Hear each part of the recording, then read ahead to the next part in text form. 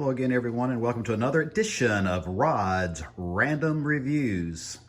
Today we're going to take a look at the Kobalt Leaf Blower, Cordless battery leaf blower, and this is a 40 volt. You can see here where I am charging my battery now. You'll see that this particular unit is 110 miles per hour or 480 cubic feet per minute or something like that, whatever CFM stands for.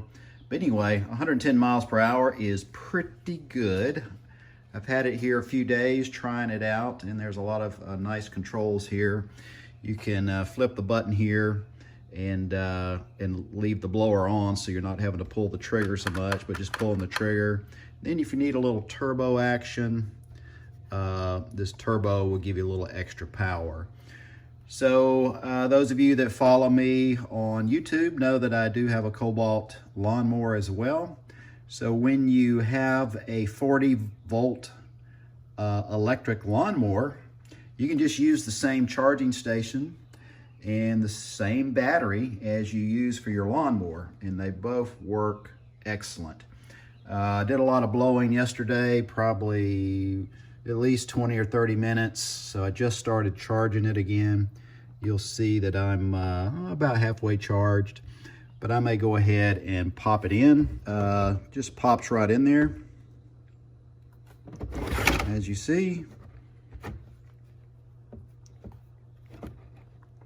snaps in. Have to apply a little pressure there. But here we go. Take a look outside and just let you kind of see how it goes. So giving a little test here.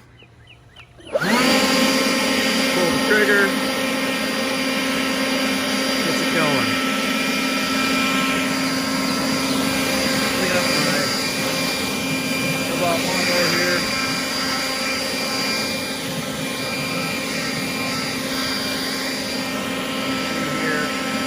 I'm just pulling the trigger.